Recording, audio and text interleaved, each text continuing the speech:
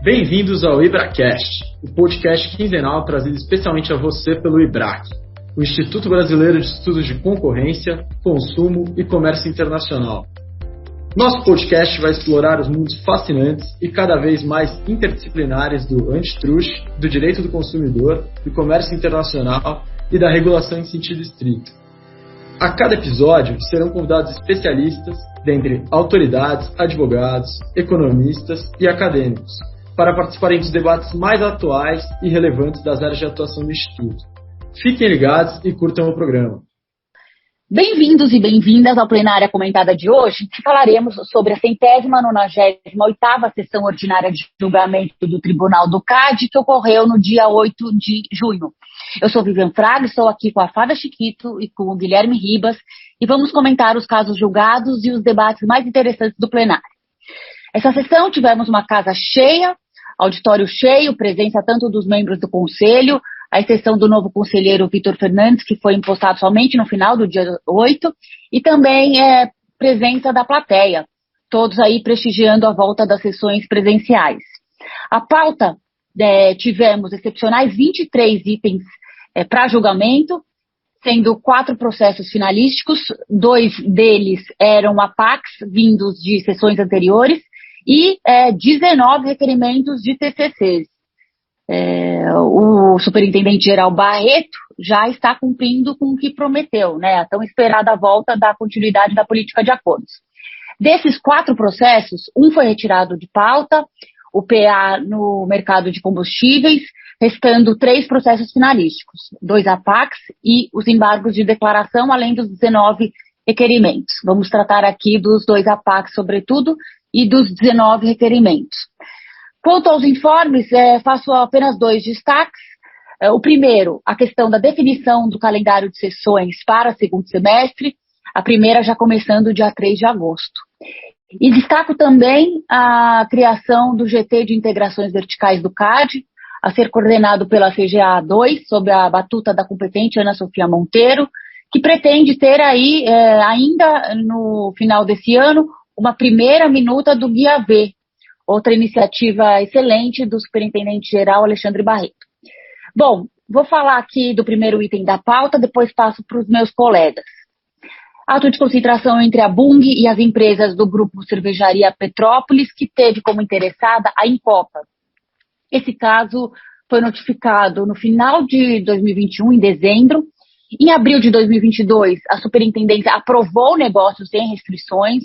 Dias depois, o Grupo Incopa, terceiro interessado, apresentou esse recurso contra a decisão. O recurso foi aceito e, sob a relatoria do conselheiro Gustavo Augusto, as partes, às vésperas da sessão retrasada, apresentaram a proposta de ACC. Então, tivemos esse tempo para que os conselheiros pudessem olhar e discutir sobre a proposta do ACC. Unanimidade tivemos nesse caso.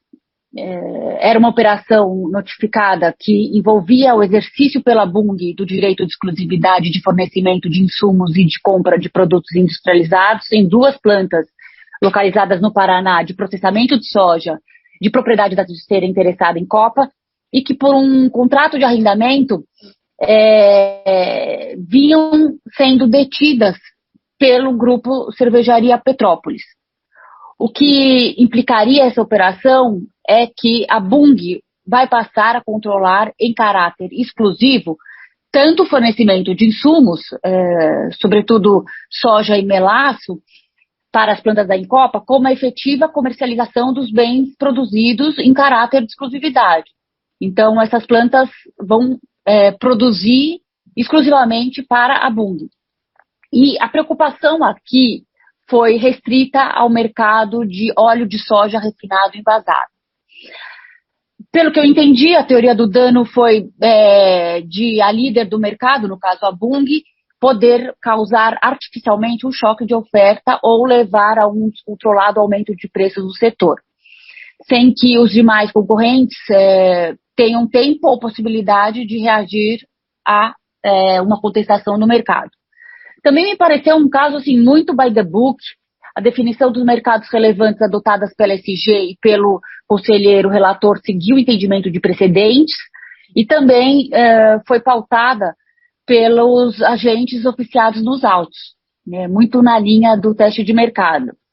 E o que foi identificado é um mercado relevante, concentrado, consolidado e com a operação será efetivamente controlado pelas 3 empresas principais, Bunge, ADM e Cargill. Outras considerações que o conselheiro fez para que sugerisse esse acordo de concentração foi a Bunge ser a líder de mercado, ocupando essa posição há mais de 5 anos, sem ser contestada. A contestação pelos rivais dessa liderança lhe pareceu limitada, insuficiente, porque houve informações de que a capacidade ociosa não faria frente no curto prazo, né, a uma contestação, e que também a probabilidade de um entrante contestar o mercado se identificou remota. Em relação ao teste de mercado, reforço que alguns players do varejo já tinham afirmado ter havido a falta do produto. O conselheiro também trouxe o aumento significativo de preço nos anos de 2020 e 2021 e um choque de oferta no mercado de óleos vegetais decorrente da guerra da Ucrânia e dos problemas de exportação de óleo de palma oriundos da Indonésia e da Malásia. Então, por todas essas razões, o conselheiro relator entendeu que a operação apresentava incentivos econômicos adversos, os quais poderiam estimular uma conduta anticompetitiva se não se buscasse devidamente aí o balanceamento desses incentivos e um monitoramento do CAD. E aqui, em vista dessa operação ser precária e temporária, né, ao longo desse exercício da exclusividade, foi que o conselheiro entendeu ter essa necessidade de preservação do pacote de ativos até o fim do período de arrendamento. Achei interessante que ele fez, alinhado ao guia de remédios, uma analogia que eu quero destacar aqui para vocês. O conselheiro fez, em relação aos ativos objeto do exercício da opção de exclusividade, uma analogia com o pacote de desinvestimento em contexto de ACC, para que fosse estabelecido uma equivalente preocupação em ambos os casos sobre choque de oferta e manutenção de iguais níveis de fornecimento para que esses ativos não perdessem a competitividade no período que antecede uma possível compra pela Bunge. Também trago aqui como destaque sobre isso que o plano de negócios apresentado pela Bunge acabou por nortear as linhas mestras do ACC, pois que o conselheiro relator entendeu que essas linhas eram mitigadoras de um possível arrefecimento de níveis de operação das plantas ou de um possível desincentivo em diminuir esses níveis de produção ou comercialização da marca leve. Acho que teve uma intervenção aqui mínima, inclusive o conselheiro relator mencionou isso, que não há metas específicas, mas sim a obrigação de manutenção dos esforços de produção e vendas. Assim, essas previsões foram convertidas em ACC com o CAD, para que, ao adotá-las, elas se valessem desse enforcement jurídico concorrencial. Também uma consideração final foi que o conselheiro relator disse que esse plano de negócios era um plano consistente e competitivo. Então, basicamente, para ser fiscalizado, trouxe no enforcement a ele e a indicação de um trustee de monitoramento, que deve ser indicado em 30 dias para aprovação do CAD e que a consumação desse AC só pode ser realizada após o trustee ser indicado e ser aprovado pelo CAD.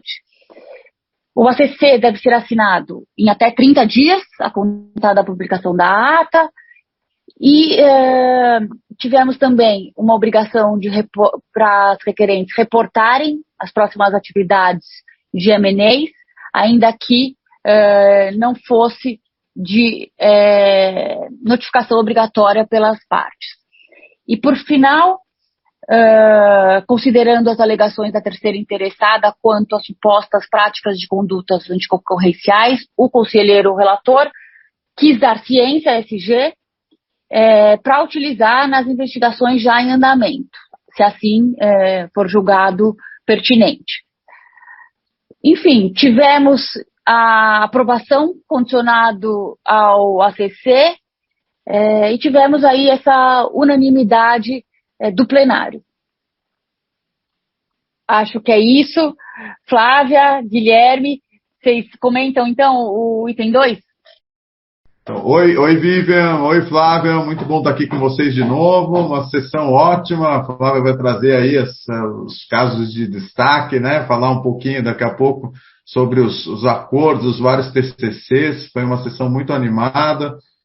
Acho que também essa comemoração dos 10 anos da lei, com o seminário no dia seguinte, organizado em conjunto pelo IBRAC e pelo CAD, foi um momento muito importante para a comunidade antitrust, um momento de festejo, de comemoração, de reflexões sobre passado e principalmente futuro. Acho que todo mundo saiu revigorado ali do seminário, animados com o que o CAD fez, o CAD e a comunidade antitrust em geral, né? Acho que o CAD repisou muito a importância de nós, advogados, dos economistas antitrust, para a construção de uma política de concorrência muito sólida e reconhecida internacionalmente, e acho que a gente está todos muito orgulhosos e motivo de muito orgulho a gente trabalhar nessa área de excelência do direito no Brasil. Passando aqui para o item 2 da pauta, esse foi uma PAC que a gente teve um pedido de vista do presidente Alexandre Cordeiro. Ele queria discutir um ponto específico que era justamente a alíquota de intencionalidade que tinha sido adotada para o caso de 0,1%. Ele estava em dúvida se isso não estaria em desacordo com a jurisprudência do CAD. É um caso que era relatoria do conselheiro Luiz Braille. O presidente Cordeiro fez um voto muito rico e que vale a pena ser lido situando a jurisprudência com relação específica a esse valor da alíquota. Então ele trouxe ali 4 casos em que esse assunto foi discutido com mais intensidade. O caso Hidracor, que teve uma alíquota de 0,001%. O caso Software Express, que teve uma alíquota de 0,01%. O caso Lighting, que teve uma alíquota de 0,2%. E, finalmente, o caso IBM, que teve uma alíquota de 0,4%. E para cada um desses casos, ele trouxe as discussões havidas à época, quem que notificou, quem teve notificação espontânea, quem apresentou para o CAD a questão do gun jumping ou não, quem foi questionado pelo CAD em momento posterior.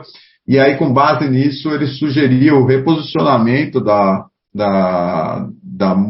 alíquota de intencionalidade aplicada neste caso específico, nesse APAC aqui envolvendo concessionárias de veículos, de 0,1%, ele sugeriu aumentar entre 0,2% a 0,4%.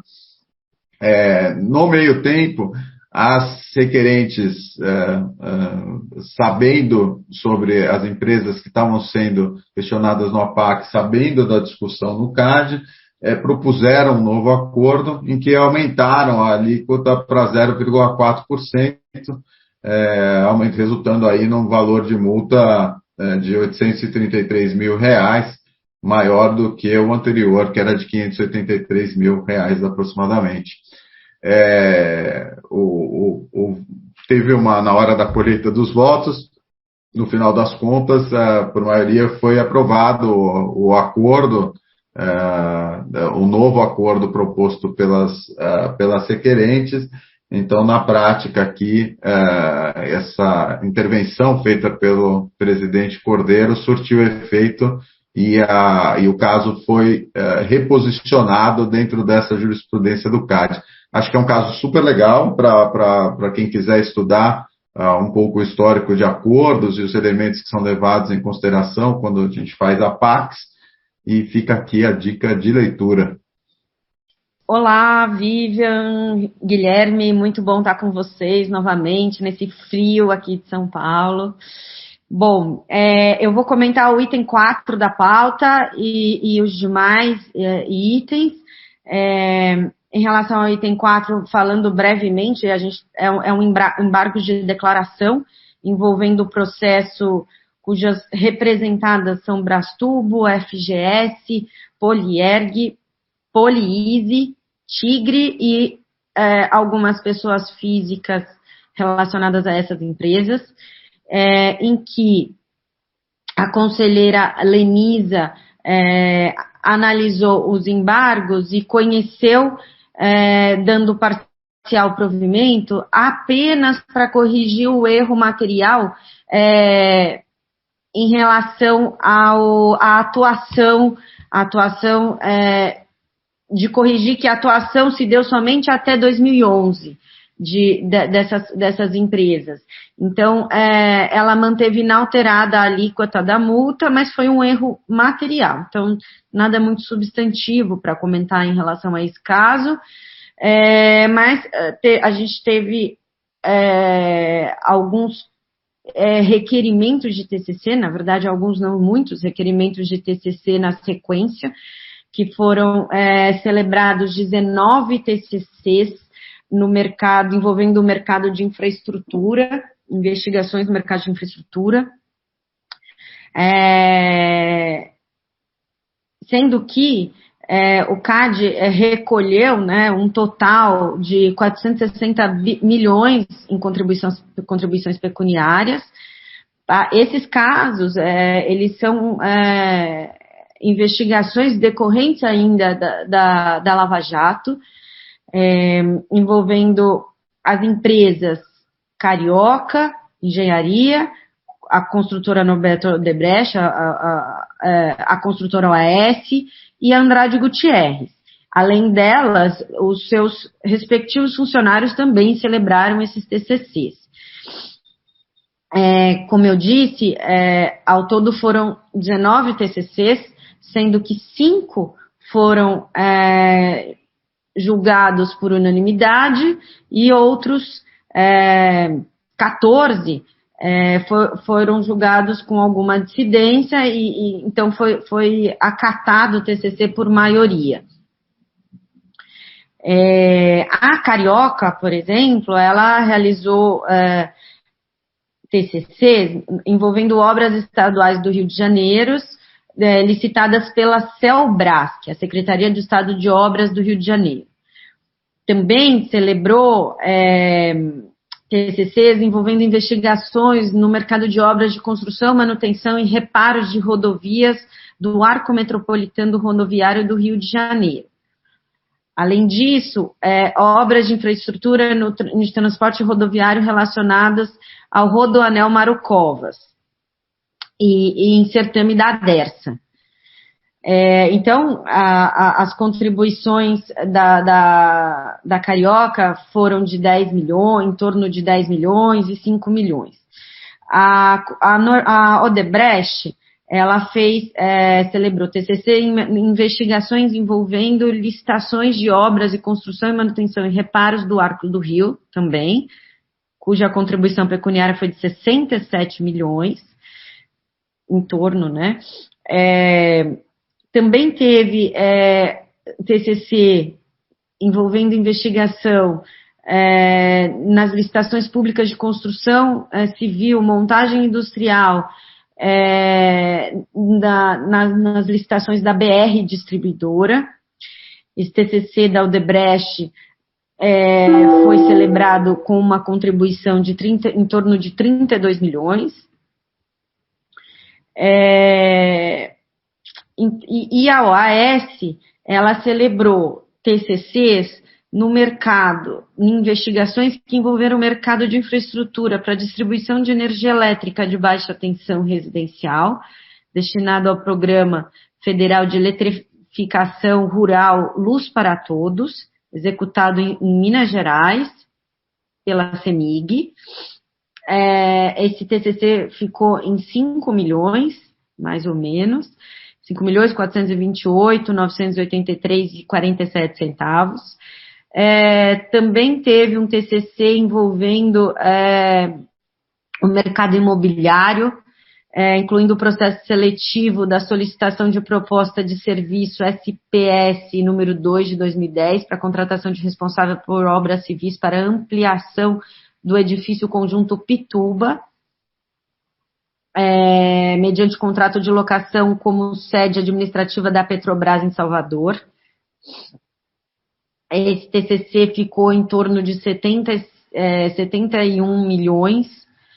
E também um TCC no mercado de médio e grande porte de Salvador, mercado de obras de médio e grande porte de Salvador, voltado à requalificação urbanística e implementação de corredores viários. Então, esse também foi um TCC celebrado pela OAS. Andrade Gutierrez, por sua vez, celebrou no mercado de licitações promovidas pela Empresa de Desenvolvimento Rodoviário DERSA e pela Empresa Municipal de Urbanização EMURB, no mercado de obras civis de infraestrutura e transporte rodoviário para a implementação do Programa de Desenvolvimento do Sistema Viário Estratégico Metropolitano de São Paulo, SVEM. Licitações no mercado de obras civis de infraestrutura de mobilidade urbana no Distrito Federal, e licitações de obras civis de infraestrutura hídrica e de irrigação no Nordeste. Licitações de transporte de passageiros sobre trilhos, o monotrilho e o metrô, no estado da Bahia, Ceará, Minas Gerais, Paraná, Rio de Janeiro, Rio Grande do Sul, São Paulo e Distrito Federal.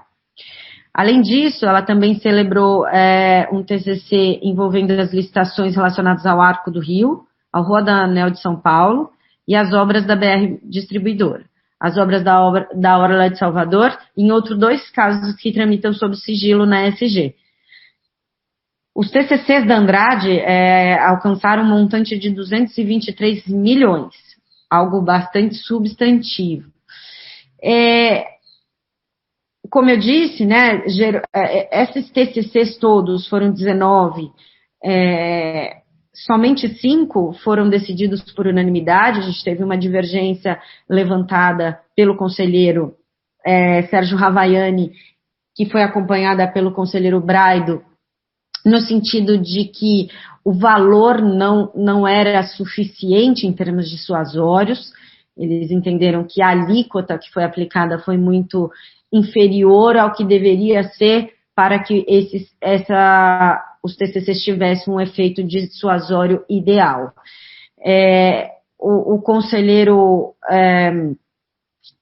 Augusto também acabou não acompanhando o presidente e ele acabou fazendo algumas considerações no sentido de que sim, o que foi aplicado teria efeito dissuasório. Essa é uma discussão bastante interessante e até aqui considerando que o meu colega Guilherme é o diretor de concorrência e até convocando aqui a diretoria de compliance, talvez também, acho que esse é uma discussão interessante para a gente pensar nas nossas diretorias do IBRAC, no sentido de verificar se de fato, porque a gente está falando de um tripé, né? A gente tem aí várias esferas envolvidas quando a gente está investigando cartéis e quando a gente tem acordos de leniência e TCCs. Então, me parece que seria, com esse conjunto de TCCs já celebrados, acho que seria interessante a gente fazer um grupo de trabalho até para analisar a efetividade desses TCCs e o quanto esses TCCs têm sido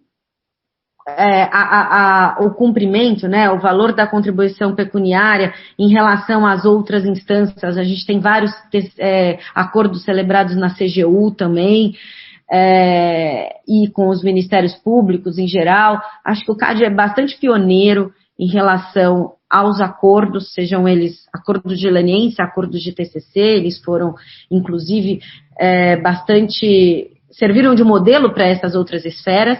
Acho que vale agora, com esse conjunto a gente já teve alguns no passado, me parece que, acho que 25 já foram celebrados no âmbito da Lava Jato. Acho que seria legal um trabalho em que comparasse, em termos de efetividade, do pagamento, o que foi pago, o que não foi, para a gente verificar, né, a atuação dessas diversas esferas e fazer uma análise ponderada em relação a esse tripé que a gente tem envolvendo o combate, né, a cartéis e toda essa questão que foi muito incidente no âmbito da Lava Jato. Guilherme, não sei o que você acha disso, só uma sugestão, mas acho que essa leva de TCCs, ela é relevante para a gente pensar também em termos de efetividade, né, do pagamento dessas contribuições e o quanto isso significa em termos de política pública.